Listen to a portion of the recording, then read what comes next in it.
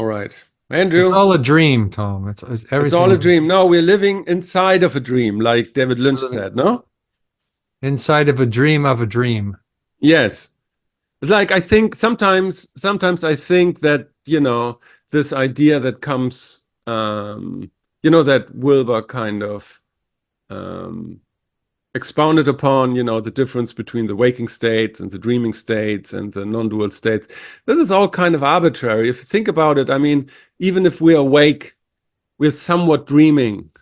It's like not as, obvious, but I mean, it's like if you ever worked on some piece of art, and then you just fall out of love with this art project and you say, what did I just do? What was I thinking? Or you're in love with a girl and then you see who she really is. It's like we're always kind of dreaming, even if we are Yeah. awake. And the difference is just, in terms of sleeping, how much we are aware of what we're doing. But from psychological state, I always feel like the difference is not that big, actually. Yeah.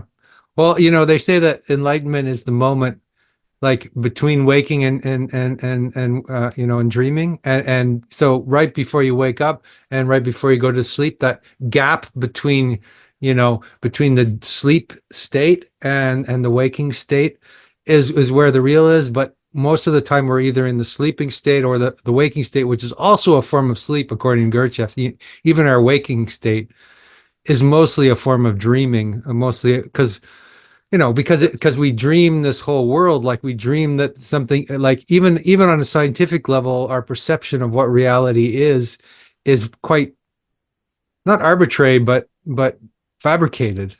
Right. Our identities are all fabricated. We dream that, I'm Andrew Sweeney and I'm talking to Tom, and that's something real, or that's something that you could define as being this or that. But you can easily quite deconstruct it and say that it's a dream. Yeah, and the cynic in me says even enlightenment is a dream. Uh, Put into your eyes like sugar from capitalism, you know? Yeah, well, the word enlightenment might be a dream, or if there is, if you actually if you think there is such ananda, or whatever, the ultimate reality, But how would you know, then that's Andrew? that. But all those are just words to describe it, and you don't really know. You just have a sense that you just have a glimpse of it in that moment between one the sleeping identity and the waking, and the pseudo sleep, or the pseudo waking identity. Yeah, but how would you know? It's like one of these inception ideas. How would you know that the enlightenment, the real enlightenment that you reach, is not just another, construction and I another I don't know, dream? Tom. I don't know how I would know. No, I don't know how I would know. No, I'm just saying. I'm saying the I just cynic in me know. I says don't know how I would know. I just know. no, because no, the cynic in me would say because you're dreaming. Because the cynic is another dream, right? Exactly. So there you go. Yeah. It's like we're living a dream inside of a dream. Yeah. And I So mean, it's the like our image of enlightenment is not enlightenment. The word enlightenment is not enlightenment. Language is not. Language is just pointing to something that can't be fully understood, or no, because I completely agree with you. nothing can be fully I'm not talking about understood. language. I'm talking about, real enlightenment. And Yeah. and I don't want to be facetious. It's just, I find the thought experiment interesting to see like how, like from looking at it from the realm within the psyche itself. So it's Mhm. like there would be no way to distinguish if enlightenment, if you really achieve, let's imagine person A has achieved enlightenment. It's Yeah. like you could easily make the case that the person is just dreaming enlightenment, just from a, radical constructive systemic view of things. You because it's still the operational way of psyche constructing something. It's like as soon as you stop constructing something, you're dead. Mhm. Mhm. Yeah. Well, it makes me think of, I can't remember who that Indian mystic was, who was saying that Everything I'm telling you right now is total bullshit, but the only way I can explain it to you is in language, and so I have to say these things. Even though nothing I'm saying is actually true. It's just it's just if I didn't if I spoke my language, you guys wouldn't understand anything. So I have to speak your language because, you know, and then you could be cynical about that, of course, and say the guy's just, making the whole thing up to make himself a guru, but or you could believe that somebody has actually, realized this state of complete union with reality, which, there's a lot of people who claim that um, throughout history in different religions and non-religions. So it's But like, there's oh, still no way to know if they're not dreaming. because why would you? Because I think the word, yeah, well, there's no way to know scientifically with our stupid scientific rational instruments. Of course not. How could you ever know? I had sex That's why once it's just a with matter of faith in the end, right? It really is. I once had sex with Angelina Jolie in a dream. That was quite real. I still Yeah. remember it very well. Yeah. Yeah. And it was really good. And then you woke up. No, I'm still in that dream. And you're still, and then you woke up to another kind of dream. And what if you could wake up from this dream? The dream that, that Yeah, seems but to have some the sort of interesting, consistency and some sort of like, because the dreaming world is like all over the place. It doesn't seem to have this kind of coherence to it, whereas the waking right, world appears to have a coherence because that's to the it, characteristic of that dream. Yes. Mhm. because that dream seems to be more coherent. But again, I think enlightened sages are, would say that, we're all in the madhouse. Yeah, but at the same, yes, yes, but what I want to say is in that dream that I was having with Angelina, I Hmm. had so many good reasons why that is real, Hmm. right? Yeah, yeah, yeah. Like what? And it's like, and so, I mean, this differentiation between waking state, dreaming state, non-dual state. I mean, I know it is helpful Deep sleep. because Yeah. that's, yeah, and that's because you orient yourself in the world. But also you have to see that, all these kind of, paradigmatic, you know, operationalist definitions of psyche are not psyche. It's like psyche is a very, very weird thing. It's like nobody knows what psyche is after 200 years of psychology or after 2000 years of religion. Nobody knows what the psyche is, what are its characteristics, its boundaries, and it's like, and it has like this weird shape-shifting ability, which is the reason why it's like depicted as a butterfly in Greek myth. It's like it's shape-shifting, it's transforming. Hmm. And so if you put it into, this kind of differentiation, it's like there's waking state, then it appears like this, apparently. But again, it's just another dream. It's just another thing that psyche comes up with it's not necessarily the truth. And so it's really, if you really want to contend, with psyche itself, you have, to use a metaphor by Arthur Machen, you have to look Pan, the god Pan, in the eye, and to face absolute chaos. And that is a very, painful moment if you get rid of the idea that there is an ego, that there is a self, that there's any category per se, right? And Well, so it's like, I think that's a good definition of ourself, what you described as psyche, as total chaos, of our perceived self, like what we think we are, of the ego, let's say, or the constructed self, or the artificial self, or it is pure chaos, yes. But that doesn't mean that's who we are, really. And you could say, "Oh, well, we're nothing." Yeah, and that's true in a way as well. But it's not a nothing that's a mere void. So there's a fine line, I think, here between postmodern nihilism, which is very easy thing to slide into, and let's say Vedanta or Zen, or the no thingness of, because the no thingness is a present is a the no thingness is divinity. Is a meaning saturated field. It's not an empty machine. It's the human problematic that's an empty machine.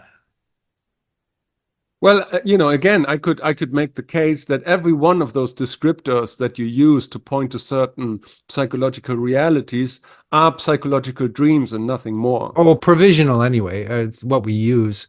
Like all of these kind of teachings are provisional. That's a good thing to think, know Yeah, that but they're I'm not talking provisional. about the descriptions. I'm talking when you're pointing to the postmodern darkness and the nihilism, and there's nothing. If you experience the nothing, the experience of nothingness, which is, Yeah. for sure an experience, it's still a dream in a kind of way. It's still a Isn't it manufactured. the end of dreaming if there's no thing? Because the dream is still you're still lost in thingness, like the no thingness state. I've heard it described as people are just like I've heard it described as like the last trap, right? The last kind of obstacle because it's such an existential relief because everything goes away. Every kind of thing that you hold on to just goes away. And some people are meditating and experiencing the no thingness. They could just sit under a tree and they could just die and they'd be perfectly happy. But then you have to come back to the world. So yeah. Well, anyway, yeah. I mean, again, you could question everything. Of course, you could. You could just keep questioning everything anybody ever says down to nothing. That's very easy. That's what because Nargajwana did. He just deconstructed absolutely everything that anybody could ever say about anything, which is very easy to do. But then, what do you do next?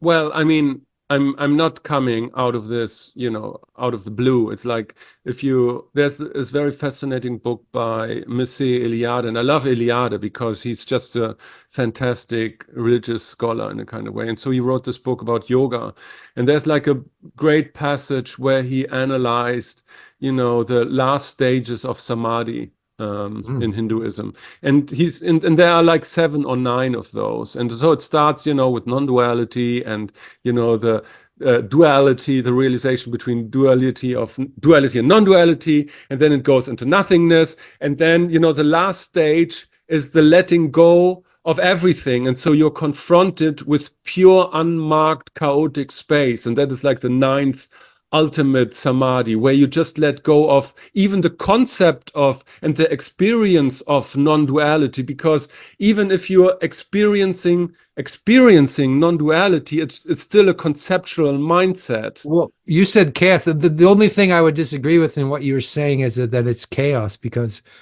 it is chaos in one sense, but that's another kind of dualism to say it's chaos versus order, right? That's Yeah, just but I'm yeah, yeah, but because yeah, because again, it's like obviously you can't. There's no language, at this point, right? So whatever when you use language, you're stuck in a dual system of description, of signifiers and description, and that kind of thing. And right. I mean, That's what the reason I why. study the samadhis, but intellectually, but they always say like, oh, at this point, there's nothing you can actually say about it. Um, Right. That was the reason why I was using also the terminology from Spencer Brown, unmarked space, because it's just like you're letting go of the conceptual space, mhm. where you create a spatial dimension because you're using some words and some ideas, but the actual non-dual experience, it's still a conceptual kind of space. And the unmarked space, and it's not, I give you that, it's not real chaos because chaos invokes order, but it's like as Arthur Machen said, there's some point where you just look Pan in the eye in a kind of way, and Mhm. you are Pan, and you are and you are the unmarked. It's a weird, very weird thing. Or you're not, Pan. You're not. Yeah. Yes. Yeah, but you look it in the eye. You look at your whole construct. You see the whole construction. You No, see but the no, it's many-headed beast or voidness the of construction. It's what? the ultimate samadhi is voidness, like Yeah, the season, what's the word? The end of all construction. yeah. Oh, which yeah. So yeah. Again, I think that's that's what I've read about anyway. Again, Yeah, so it's always funny to talk about it because it's like yeah. Because but for you have me, a it's like glimpse of what is true, but you and then you talk about it and you make it into this is what it is, and then again that has to be deconstructed. You have to really I think one of the nice things about, this kind of neti approach, not this, not that, is you have to completely undermine your reifications of what you think reality is, including Yeah, enlightenment and everything else. yeah. It's not this, it's not that, it's not this, it's not that. And then you're left with kind of silence. Um, Well, yes, sure. And so the interesting thing about, talking about dreams and all these conceptual things is like, you know, we were like in the most, sacred spaces that we were just talking about, but the most profane things. I mean, like we were having this conversation about politics and if we should be more political, right? And I mhm. still think we shouldn't. But, from a different viewpoint, it's just dreams and they're competing. It's like politics is dreams that are competing about, for prevalence in a kind Collective of, dreams, yeah, in a way. yeah, so they're As you like say, dream, egregores, yeah. yeah, they're like progressive dreams, and then liberal dreams, and authoritarian dreams, and they're kind of coalesce. And but it's like everybody is ideological captured, and even if you try to have like an armchair philosophy, like where you view everything from, even that would be like being captured from an you know Oh, you know in a dream. And so it's like it's just dreams competing, and the area, the circus of politics, it's so interesting because it's dreams that are so visible. And because it's like you just need a needle yeah. to let the balloon pop, and it's independently on where you stand on the political spectrum, and it's so interesting. That's interesting, because Alex Ebert just wrote an article about the how you should, you should that the lesser of you should vote for the lesser of evils, right? He was saying that, because it's like most people say, oh, they want an out, right, from the political discourse because both sides are bad, so I don't want anything to do with either of them. But Right. he was saying, oh yeah, you should vote for the lesser of evil, and I don't like that very much because it doesn't allow. I don't really like that concept because it doesn't allow for, let's say, you know, uh, it doesn't allow for proper morality or ethics or something, as far as I'm concerned, if you're just voting for the lesser of evil. But at the same time, there's something, I would say maybe it's the lesser of dreams, like the dream that seems the most authentic to you is what you're putting your attention into. It's not that you're voting for something that is an actual absolutely true, right? Yeah. Like, for example, like, I find RFK quite authentic. I could be wrong, and I'm not an expert, and there's a lot of things perhaps that he's wrong about. But I find him more authentic as a human being than the rest of them, than the rest of that whole American gang.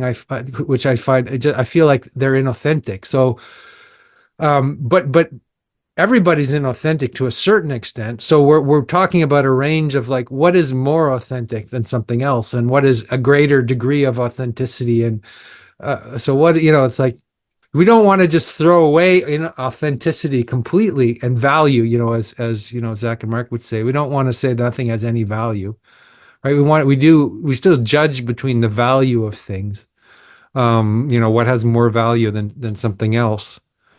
But there is a dreamlike quality to the whole thing, and so it's like the tantric systems make sense to me because you replace your psychosomatic dream with another kind of psychosomatic dream, which eventually dissolves, but being aware the whole time that it's all a construction of Maya, or from the ultimate perspective, even though you don't really capture the ultimate perspective. Am Well, I I making mean, sense here? yeah, I mean the issue. There are a couple of issues or several things to unpack, because on one side it's like lesser evil according to whom and in relation to what. And so because it's very hard to discern what we're talking about, if because it's so subjective, what is Yeah. the lesser Well, of evil. And then but you also have to stratify it in a kind of sense, because you are talking about authenticity as a marker of what is the lesser evil. But authenticity is not how the world works. I mean, at least according to Professor Möller, who differentiates, between, the age of, 20 years, and the age of 100 years. And so because it's very hard to discern what we're talking about, if because it's so subjective, what is the lesser of evil. And then but you also have to stratify it in a kind of sense, because the age of authenticity, and the age, like I did this podcast, profilicity. So if you, it's like for Instagram, YouTube personalities, authenticity is not important anymore because that's such a modern kind of value. Whereas like if you can perform correctly and consistently and have a profile, that's the more contemporary value on what is, Yeah. what is the lesser evil. And so it's like for you specifically, what is less authentic is, the greater evil. But Well, I'd that's say what not is more evil is more less authentic. I don't think right. evil Right. evil is But this is not, this is inauthenticity by its nature. Like that's what the definition of inauthenticity is. But doesn't mean that there's.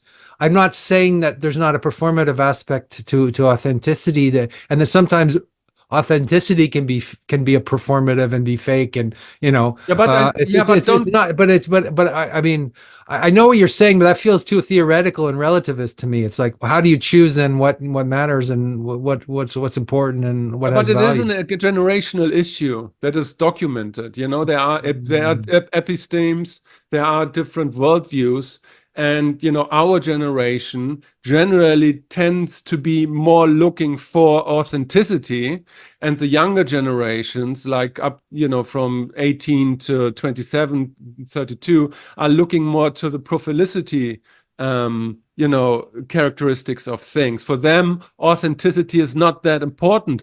And I wouldn't confuse these two things because, I mean, because Hold on, I question that a yeah, lot. but it's like different paradigms, different worldviews. It's like, But you're looking within the cultural milieu. I'm talking about existentially. It's like authenticity has always been important. It has nothing to do with for you, whatever yes, because you're an old. No, You not for asked me, for me, everybody. And no, no. like you can feel it. It's basic human interaction. If you're a hunter gatherer and you meet somebody and you think he's a little sneaky and he's a sneaky fucker, there's something wrong there, right? It's like that's what I mean by inauthenticity. Maybe you don't like the word, but I just mean It has nothing there's a to do. truth. There's something true there. It's again, there has to be something true. For you, Like yes. Mhm. no, for everybody. No, Otherwise, you might just kill yourself right now, shoot yourself in the head. Because if there's nothing true, then you just shoot yourself in the head. no. Okay. I'm your age, right? More Yeah. or less. Yeah. I tend to favor authenticity, and principally, I see it as you personally, right? Yeah. I'm completely on your side, Yeah. right? Got it. It's for me, authenticity is way more important than everything else, like in social discourse, whatever. But I'm an old fuck, right? And there are sociological studies that the new generations don't value authenticity as much as I do. And it has something to do with social media. That is something that is fairly new in our development in a kind of way. And so this idea of profilicity is a kind of, way of setting up something on top of authenticity, let's say, like as modernity is on top of modernity, or integral postmodernism, postmodernism. So the idea is, so you have to, in order to have social value, you have to curate your social profile. That has nothing to do with authenticity, right? And it's like, for me, it's a strange concept because I would never do that. But then you have all these Gen X people, the Gen Z people, and so they kind of work differently in these kind of mediums. And from my point of view, and it's just my point of view, the conflict between, let's say, conservatives and progressives, or in the United States between Trump and RFK on one side, and what's her name, Harris on the other. It's exactly this divide. It's like what Taylor Swift is more about profilicity, and Kennedy comes from a more authentic kind of Kennedy clan. Because she's more fake. In your words, you would describe it as fake, but this is not how they would describe it. No, I think, as You Miles don't get the Davis says, argument. there's It's good like, music and bad music. try to get. It has nothing. No, I understand what you're saying, but you're Right. just saying that they think that profilicity is authentic. No, I'm not saying this at all. I have never said this. No, you didn't say it, but that, I mean, you're saying they value prophelicity over authenticity, which Yes. is a value, which means that they think that is valuable, which means they think that is authentic. No, that's not the They same they thing. just have a different view of what authenticity No, is. no, no, As no, your no. It's generation, like, they think somehow that Taylor Swift is authentic because she's prolific or something like that. actually, Andrew, I think you're completely wrong here. If you look at, all the young music stars, all they between like 22 and 26, and I did Mhm. this, for fun, with all these, what's her name, Sabrina Carpenter and Madison Beer. And so you look, you just take a second and look at your YouTube comments and look at what the young people, the girls that are 17 or 19, what they are writing. And it's not about authenticity. It's about errors. It's about presentation. It's something else completely. And I'm reading this, and it's strange to me. It's a Well, completely different kind of approach to what is a star, mhm. what is it about, and it's not about authenticity, like Well, explicitly not. I have a teenage daughter, and she has an interest in authenticity, and a lot of her authenticity is a fuck you to that kind of plasticity or fakeness, right? Yeah, but it's your words And I still. think For that's them, it's natural not. within the teenager sort of mentality. It's like, it's like you look at a high school, and there's the rebels, and they don't like this kind of the phony popular people, and the phony popular people will always be the phony popular people, like in the 80s, and that there's this sort of dialectic between the phony popular people and the authentic gothic fuck you people. And I think it's nothing new under the sun. Maybe the generation has become more and more fake because of Instagram, and maybe they're become more, also more savvy, let's say, to image and more creative at the same time. Maybe there's something like that going on, but I don't think that there's just it's completely different because human beings are always be human beings. Yeah, well, I think what happens is there's a new technology on the table, Yes, and that makes something with people, especially with young people. And you have a lots of absolutely. studies where you see how Instagram and TikTok affects, the self-perception of especially girls, right? Mhm. And Mhm. how that leads to a form of performatism, and to a form of profile curating that is by definition through the technology not designed to enhance authenticity but prophelicity. And I mean, you can swipe it away with the wave of your hand if you want, but it's still a scientific study. It's like there is something going on in this culture that I'm is not not to arguing be against understood. that. It's that is, going beyond what I think would be a good life, which means be authentic, right? And Yeah. that's why I'm completely emphasizing with you, I wouldn't want to live that life, and I don't Mhm. care. But then again, it's like culture is changing, and from my point of view, I got sorted out. It's like I'm staying the same, and society moves, and with every year, my personal views, be it political, get become more conservative or become more reactionary. Although they were, when I was like 18, 19, they were quite progressive. But Yeah. society is like kind of moving, and Mhm. but I can't change my genetic makeup, let's say. And I think, it's like authenticity is what I'm striving to, what I aspire to be. I try to be as honest as I can. And I don't really give a shit about I don't even have Instagram anymore. I don't have TikTok. It's like, it's not my world anymore. I don't have Mhm. Snapchat, nothing. But I have a niece. She's like 15 now. It's like it's a completely different world. I don't understand. And it's like the older I get, the less I want to participate in these new values and rules in a kind. And that's all I'm saying, Yeah. No, right? no, I don't have a particular agreement with that. I guess You don't have a particular agreement. No, I don't have agreement with just the way it was framed. It's like it was a sort of extreme. People are just like, I think it's true. It is extreme for young people today. This, but I also attach a value to it. I don't say, oh, it's whatever, you know.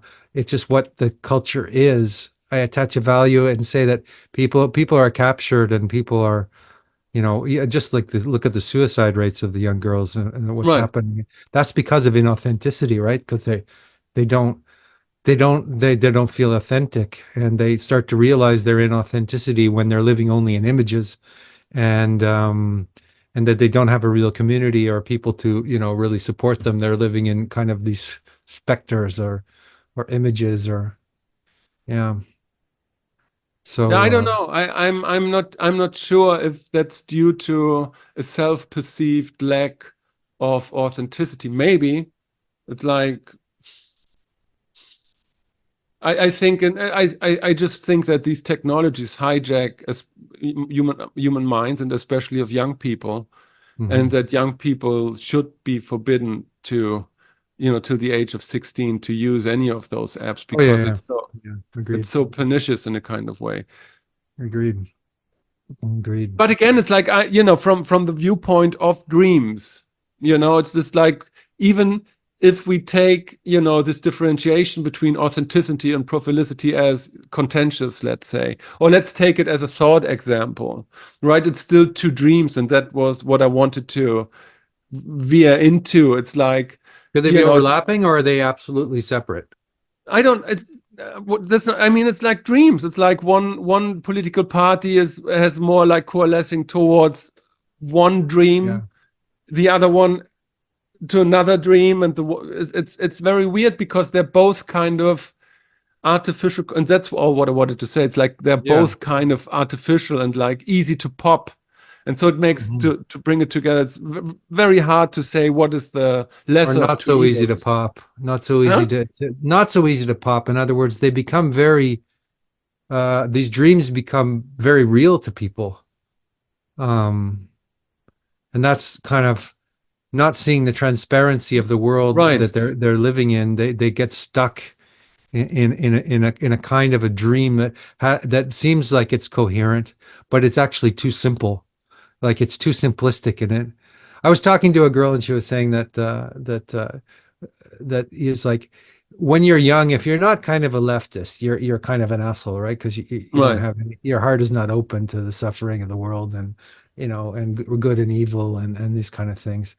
But if you're not a little bit, if you don't get a little bit conservative as you grow older, then you're stupid because you're not seeing how things really are. You're not thinking through things and you're not able to criticize things or so we move from this adolescent dream, let's say, which has all this hope in it, Yeah. and rightfully so, and to a more, let's say, a measured, cautious, or even cynical approach, which is justified by our age and experience.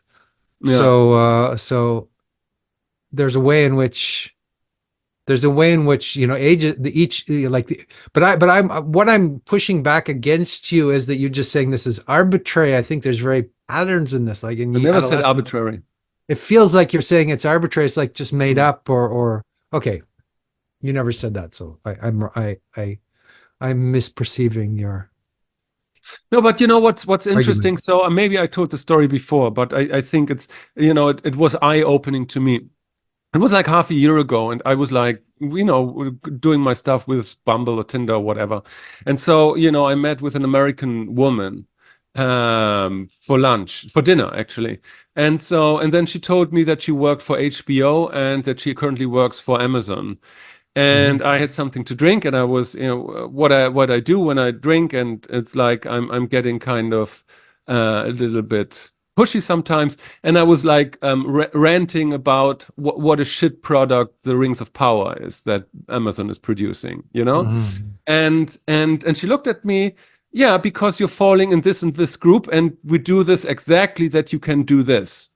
that you can have your armchair philosophy because we know who you are and we design it so you get enraged. And I was sitting there and I thought Interesting, yeah. I had like a valid opinion. A critical view on it, but Yeah, but no, it that's is hilarious. in because it was in their design to account for people like me and to construct the series in a way so I could have this opinion.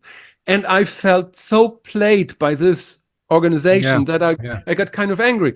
And so in terms of politics, it's like, of course, the progressive have a dream and the Republicans have a dream, and I can fancy myself, not being tribal and look at it from the outside, but this is also just a dream. It's just it's just the same thing, but just yeah, looking from the outside.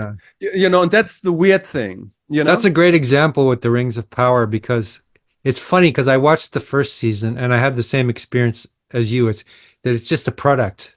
That it's a total manipulative product that's supposed to be kind of woke and appeal to people, and it's just an inverse of all the heroic tropes. You put a woman, and then you put and then, and everybody's so it's like completely politically correct, but and fancy and high tech and that kind of thing. And then I started watching it this season. I thought, oh, it's actually pretty good. There's deep character development, and there's like they're not so it's slow moving, it's not using it's and it's good storytelling. And I had the exact opposite approach, and then I'm like what was I thinking last year? Was I a different person? Is it me that's changed? Right, Have I become more tolerant of something, or have they clued into the fact that they were a bit too woke the first time, and they're trying to make it a bit more right, sophisticated the second time, and so that our perceptions are shifting all the time of what reality right. is. Yeah, Our dream is shifting, and then the media people and the entertainment people, they're always shifting the storyline, and sometimes it can be a very subtle shift, because one of the subtle shifts, I think, we're moving out of kind of this obvious woke, right? We're moving out of that, so things like that were super high woke are becoming a bit less woke, right? I don't know, or something's happening that the narrative is just shifting a little bit somewhere, and then so all of reality has changed. yeah.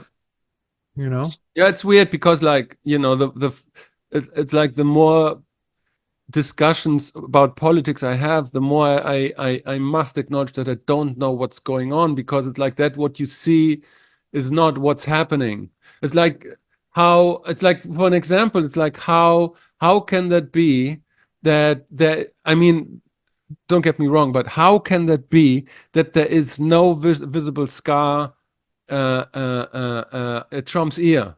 It's like, I don't understand what is going on there. There should be at least a scar. So what is happening there? What had happened? I don't understand. It's like, and so it's like who, I mean, I have a lot of times at my hand, and I don't understand American politics. I don't even understand German or whatever politics. Like, how could anybody like understand the complex machinery of decision making that goes behind that which is visible?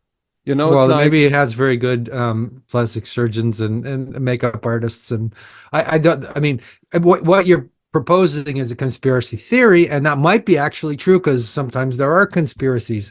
But but it seems like you can play any kind of angle on a lot of these things, and then become vehement about it, right? no, what I mean is like independently of political affiliation, don't look at right or left, just look at what America did in the past. And Yeah, this is like a whole slew, a whole string of one conspiracy after the other. Just their acknowledges only 20 years later. Oh yeah, no, yeah, that's true. We did that. yeah. Sorry, but this was like two different presidents, completely different presidents ago. So we changed now. No, they didn't. And so it's like I That's why I don't I want don't to like comment on it and have an opinion on it, because I feel like I feel like I'd be captured if I sort of had an opinion on something like that. I mean, maybe it was an inside job and blah blah blah, but I don't know, and I'd rather be I don't know, and let the people who are who are into the forensics of that kind of thing deal with that, because I don't want to be involved in that level of minutia analysis of power, because it's such a deep and bizarre rabbit hole that I don't want to go there.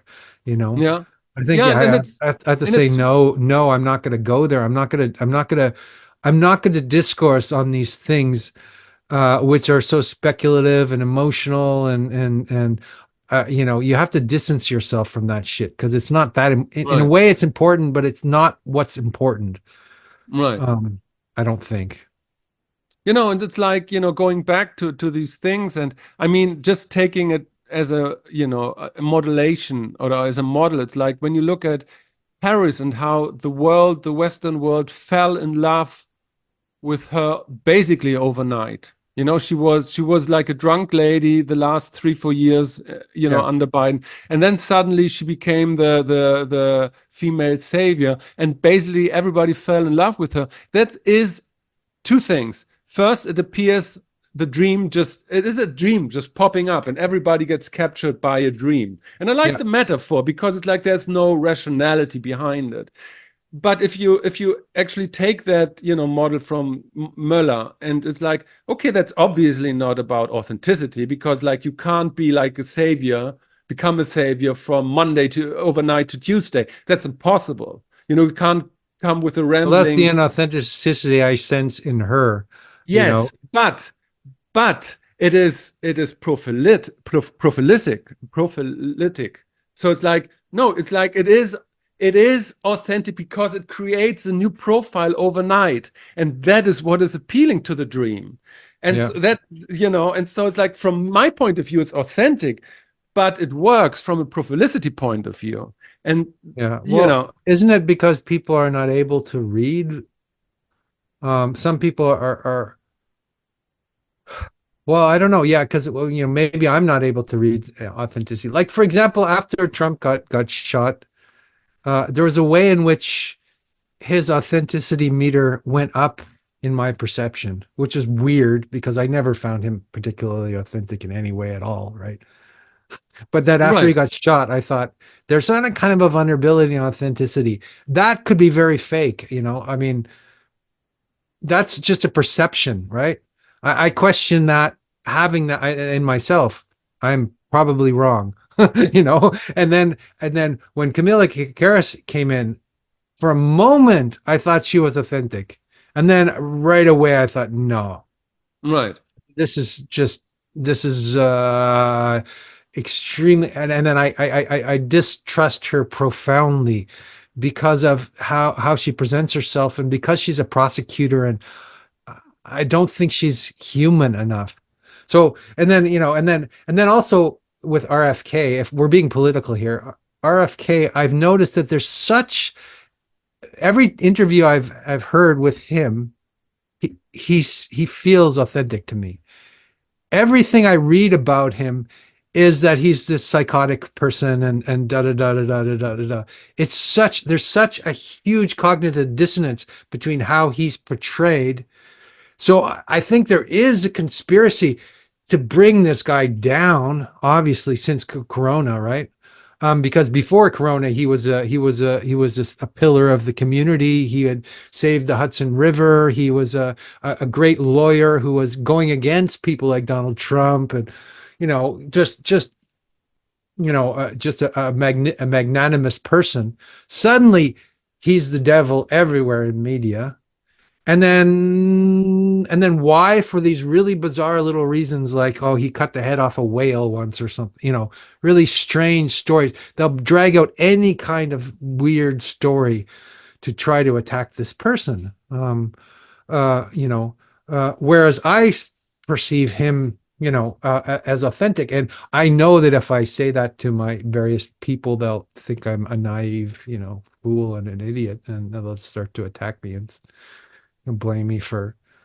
Well, the thing. So it's so complex. It's just all perception. It's like what is true, and all this, and it's like I sometimes wonder if you just get out of the fucking game, and just get out of it, and go do something more valuable. But then I go back and look at it and try to Sure.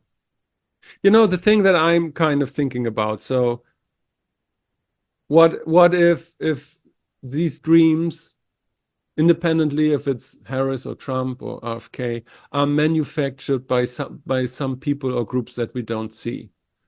But they're still manufactured. That is what, Baudrillard talked about when he wrote about Reagan in the 80s, that Reagan was basically the first president that was a result of a spin campaign. Of a myth. They create a myth, basically. Yeah, but consciously, he was the Yeah, first president where they did this. And you saw maybe. that that you saw that with Obama. And so it doesn't really matter like how it appears to us, because it's both in a kind of way a construct. And the So I'm weird getting thing what is, you're saying now a bit yeah, because but sorry to one interrupt. Yeah. thing, one thing more. It's like if you yesterday I was watching a video about Bushisms. I don't know if you remember. It's like, there are these 20, 30-minute compilations about W. Bush just talking nonsense, basically. Yeah, there will be a time when men and fish will coexist and shit like this, right? And he still had two terms. He was still in office and waged war and all this crazy shit while being a complete incompetent in front of the camera. So it's like there's a divide there between public presentation and perception and that which goes on behind the scenes in a kind of way. Yeah. And so it's like the distrust that I have is that the image that is presented from the Democrats and the Republicans is both constructed and just Yeah. the two dreams appealing to different dreamers, let's say.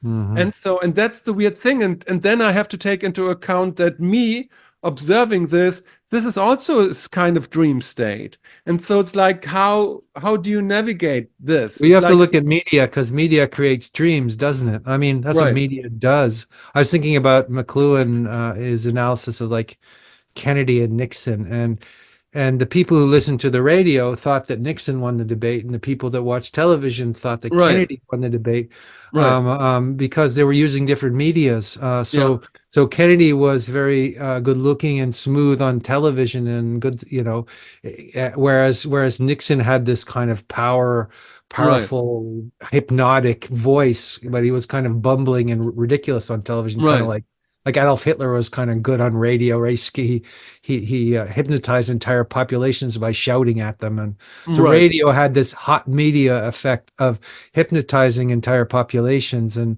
into into the certain kind of action, whereas Yeah, television tends to kind of relax people as cool media. It makes them feel like comfortable and in their living room and cool. And so Kennedy yeah, was like, and Kennedy was a sort of television president, and that was that. So the dream, when it moved from being sonic to being visual, right. changed. And then now we have everything. We just have everything going on all at once, right? We have all the medias swallowed up by the internet. So we Right. have all hot and cool media kind of acting together, and so it's much harder to do an analysis of what's working. But I think maybe you're right in terms of Reagan, is that this is when people became very self-conscious about creating a myth around a Right. person, in order and creating almost a Hollywood movie about what that because Reagan came from Hollywood just like Right. Trump came from reality TV. So it was all about making a movie, Right. about this person, making a Hollywood movie, making the mono myth about the tough guy Reagan, on his horse with, fighting rattlesnakes, um, which has nothing to do with policy or anything like that. But people don't vote for that anymore. People vote for myths, right? So I think why people would be swept up in the Kamala myth, it's the progressive myth, right? And Right. and then people are swept up in the Trump myth because it's like the working class myth or the ordinary guy myth or Yeah, the whatever, the anti-authoritarian myth or the fuck you myth against the elite myth, and but they're all different kind of myths that people are yes. creating Yeah. and generating, and that with media we're creating these massive myths all the time, and that's what's kind of extraordinary. Yes, and the interesting thing about, this approach, I mean, you might call it myth or like a dream. It's like try to define a dream. It's impossible. Try to Yeah. define a myth. It's impossible.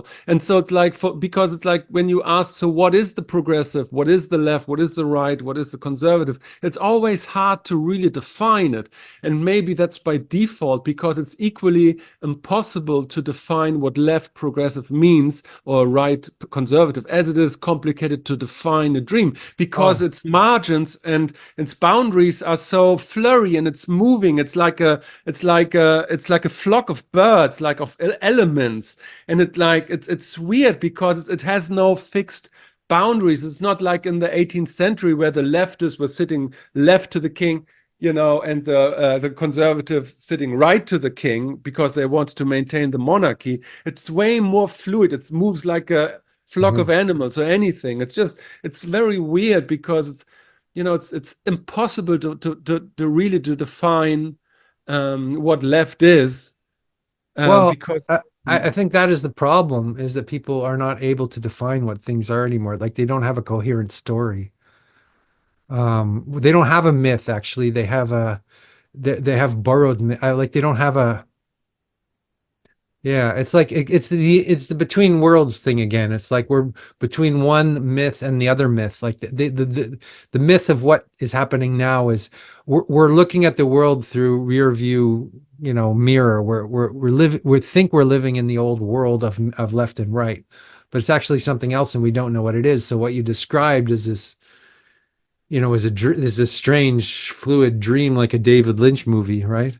But right, but people still think that there's good and evil and right and wrong in this obvious kind of, antiquated sort of way, because right. they don't have the new they don't have the values of their time. They don't know what they are.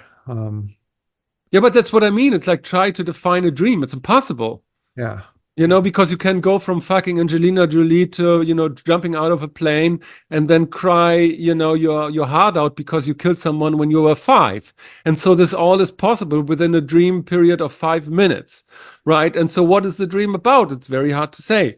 It has different elements and it shifts. And so like it's the same is true for myth or for the left or for the right. It's like it's very weird to really pin down, and Well, maybe it's I distinguish between myth and the dream, because myth is like it has coordinates to it. It has scale and coordinates. It's like a musical scale. It's like the monomyth has a certain pattern to it, right? Whereas a dream doesn't have a pattern necessarily. Like, or a dream might have a pattern, but you'd have to do really analysis to find what's going on there, and it might just be arbitrary yeah. energy just flying all over the place. But whereas the monomyth, for example, or the heroic myth, or the myth of the left, there are certain characteristics of what is left and what is right. Maybe they've inversed, but there's still characteristics. Well, I mean, the monomyth is not a myth per se. It's the description how myth in general works. The story of Psyche and Eros is a myth, and it's halfway known. And the symbol of Psyche and Eros, it's a story, right? Uh-huh. And it's halfway known, and it's halfway known. It's what you talk about coordinates. But the monomyth, it's a scheme of how myths generally are constructed.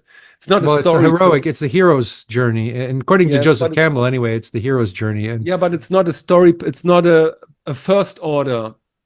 It's a second order myth. It looks at how myths generally are constructed. It's not a particularly Greek myth, right? oh, It's it's it's not. you find it in Oh, I every see. myth, Oh, yeah, yeah. right? Oh, it's the heroic story, the hero, right? The Yes, hero's but it's not, journey. it's not, there's no name attached. It's not a specific story that you can find in the Greek. It's like what happened when a historian looked at all the myths and saw common patterns. Oh, okay, yeah, Right. sure. And so like, but if you look at Greek myths, for example, they are halfly known always, and they have like half of it's always unknown. And that makes it so appealing because you can Mm. ponder what it means. You have like what you say coordinates about, the general thing. And I think you're right. It's not a perfect analogy, but it kind of works that, a dream has also kind of coordinates what it's generally about, but it's also half opaque. And, with Oh, political okay. parties, it's the same. It's like, you kind of know the lefties are about progressivism and so, but then there's all these other parts that are kind of subdued and occult in a kind of sense that it's not known.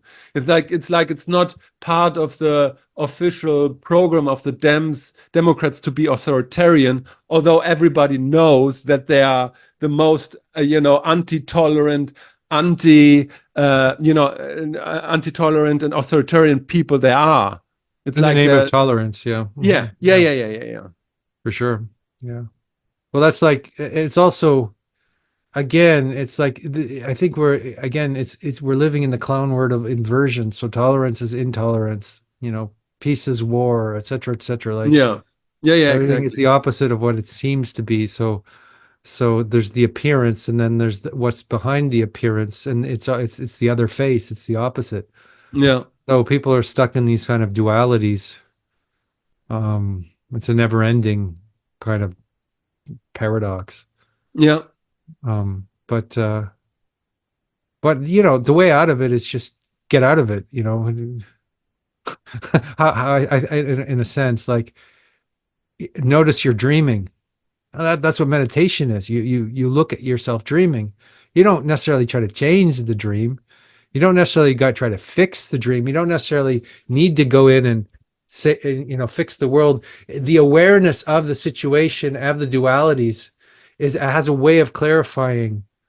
Um, Well, that's a snake that bites its own tail, because as lucid dreaming, you can become aware that you're dreaming, but it's still a dream, right? And so it's like getting out of it. It means just getting into another dream about dreaming.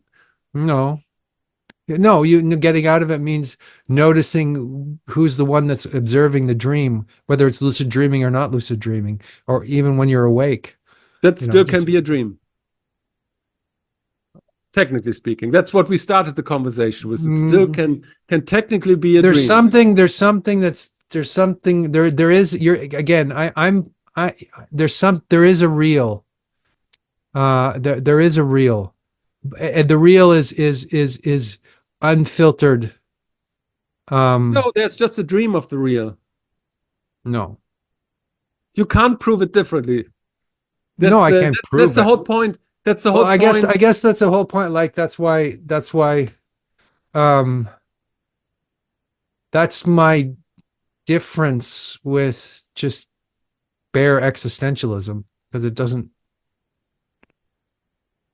That's why I think one has to be I guess that's my difference here. That's my difference here. You can't explain it to anybody. It has to be lived, right? And you have to get on a wavelength with somebody who understands it. It can't be like there's no.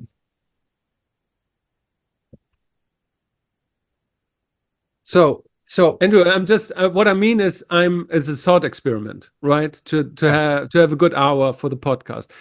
The reason why I instigated this conversation to begin with about dreams, that it's, if you choose to for a moment to have, not you but generally, if one chooses to have like an idealistic philosophical perspective, you can't really say Lacan's real. So for Lacan is a good the Buddha's example. He says, "I am awake." Let Not me Lacan's finish. real. Let me I don't finish. want Let to me talk about finish. Lacan's real. So Well, you're putting words in my mouth. I'm not talking about let me Lacan's real. finish. I'm not talking about you now. Okay. For Lacan's real is not the real, because you can't, as an idealist, you can't observe the real. You just have a mental conception of the real. You can't perceive the real. That's an idealistic perspective. You don't have to be an idealist, but as a philosophical stream, as a philosophical branch of thought, that's a valid claim that we only have access through our own mental representations of the real, which is not the real per se. So you could make the argument from a philosophical point, and lots of Berkeley and Schopenhauer and Kant and even Hegel to some degree have made the argument that, in our terms, that if you escape the dreams into the real, you are still in dream, because you can't escape the mental cathedral of your mind. So, and I'm not saying this is true. I'm just saying there's a You're not saying valid it's branch. true. I'm just saying there's a valid branch of 2,000 years old philosophy that argues that way, and there are reasons for that. Yeah. Yeah. Well, this is why Nagarjuna, after deconstructing everything, went into Tantra, because there's nothing more to say. But I okay, when the Buddha woke up from his dream, right? If you believe that the Buddha woke up from his dream, which might be just your own little dream, but if you accept that as a possibility, that there is awakening, that there's not just dream. I don't hear you saying there's awakening. I hear you saying everything's just a dream. So every proposition that I put forward, you say, "Oh, that's just a dream." But we could do that we could do that forever, and we never have. We never get anywhere. That's not At a true. certain You point, could you have make to nail down you do have to nail down your position and say, there's put down the awakening principle and aim towards that, because otherwise you're just in a recursive loop of nihilism. I don't know what nihilism has to do with it, because it's something else entirely, philosophically speaking. Well, I don't know about pure philosophy. I mean nihilism in the sense that there really isn't any meaning to existence, that everything is also, arbitrary. nobody said that. What I said is, what if enlightenment is the realization that you're dreaming, and that you can't escape dreaming, and that's the enlightenment, that you have the awareness of dreaming while dreaming. But that's Because not what Buddha said. He said, "I'm awake." He No, didn't I'm say, not "I'm still saying that dreaming." this is what Buddhism said. I'm just putting forth a proposition, because this is what happens when you're lucid dreaming, and when you become aware of the different mental states. Lucid dreaming means you become aware of dreaming, right? That's the subtle reality, the subtle But it's still realm. dreaming. So you Yeah, could it is. define, because you said put your flag into the ground. When you say you could, what is with the awakening principle?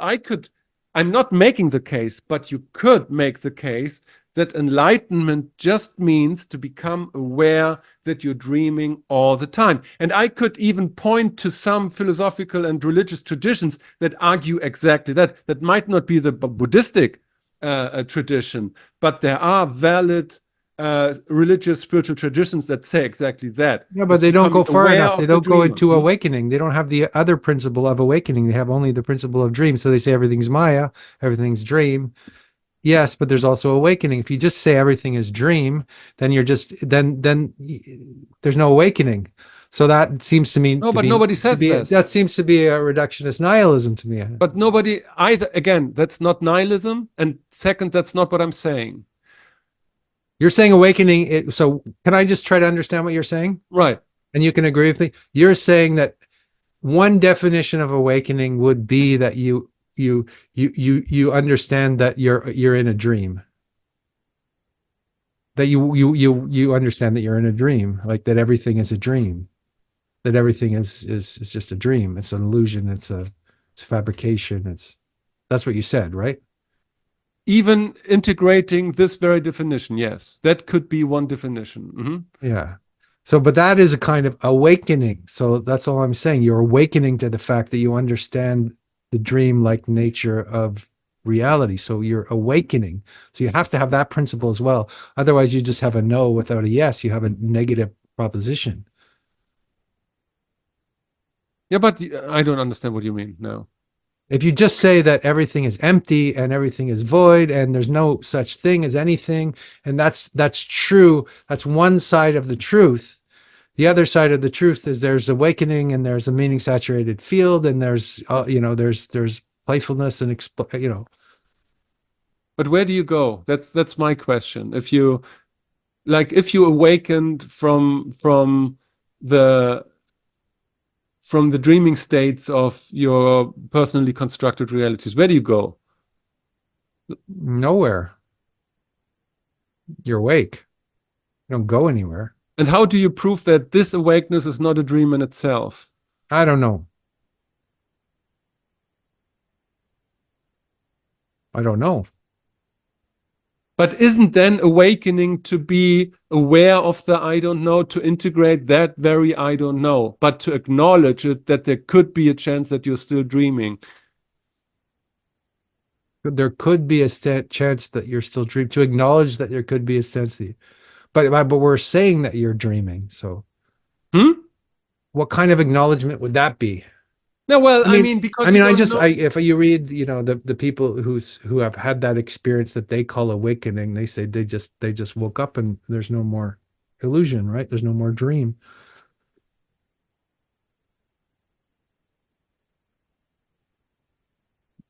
There's Yes, but they're also yes, but they're all. I mean, these people are saying a lot of stuff. They're not just saying that. First of all, that's it's becoming aware. I mean, I could point to numerous sources of religious leaders, authentic ones, in our words, that would perfectly say, no, you're becoming aware that you're dreaming while you're dreaming, and that even that is a dream you're becoming Why is aware that of. different from what I'm saying? I mean, because that's No, being you aware say means it's you're awake different. to what you're dreaming. No, you say it's different. I'm saying it might be the same. It might be the same, but what are you saying? That from an idealistic viewpoint, you can't make you can't differentiate between become really, really, really, really aware that you're dreaming, right, and exit dreaming, and realizing that even the exit of dreaming might still be a dream. You can't. There's no way you can logically untangle this. So you just And take the red pill and you're out of the matrix, and then you're just in another matrix, and then you well, find that's another what the red pill, movie basically is about. and then you find another pill, and you realize that that the matrix is So, yeah, I guess, yeah. So And I so guess what you become aware and awakened to is a principle and not a thing. So the principle comes independently of what form you create with your mind. And that is something that the master says. Like every form that you create in your mind, you create illusions. And you will never get rid of Mara, the demon, but you kind of domesticate it, you tame it, but it's still there. But you're always aware that it's there. The dream is always there because every form you create is a kind of dream, and you create this super consciousness about how your mind works. But you can't, like it's no, producing dreams. Yeah, because well, you see sure. that the snake is not a rope, right? Or the rope is not a snake; it's a rope, right? Like the illusion is that it's that it's a snake because you're in the dark and you see you see this thing You and know you what think I it's a think, snake. Andrew? It's tomato, tomato. It's I not think a we're talking snake; about it's a this. rope. It's That's a that means tomato, waking tomato. up. We're talking about the same thing here. So you're saying, oh, the rope is also a dream. Well, at least, but it's a rope, and it's not a snake. Because I fucked Angelina It's Jolie. like the Yes. sky. Is the sky blue? Um, Has Angelina Jolie great tits? Yeah, well, she has. yeah, exactly. You go. Oh my goodness. We end up at this point again? Is this the end point of everything?